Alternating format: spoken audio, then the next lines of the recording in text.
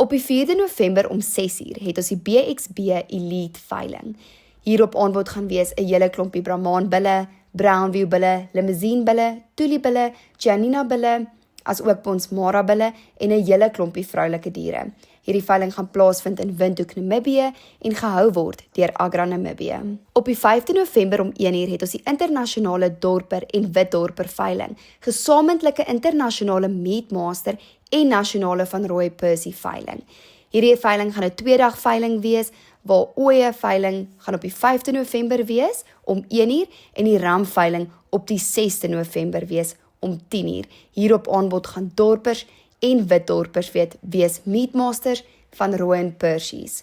Hierdie veiling gaan plaasvind in die Noord-Kaap en gehou word deur Vleissentraal Kaap. Op die 7de November om 11uur het ons die Northern Select veiling. Hierdie veiling gaan op aanbod hê 35 bulle en 30 heifers. Hierdie veiling gaan plaasvind in Grootfontein in Namibië en gehou word deur Agra Namibië. Op die 7de November om 11uur het ons die Nylsvlei Game Traders wildsveiling. Hierdie wildsveiling gaan 'n hele klompie wild op aanbod hê, soos blou willebeeste, koningswillebeeste, goue willebeeste en die lys gaan aan. Hierdie veiling gaan plaasvind in Limpopo en gehou word deur Vleissentraal Bosveld.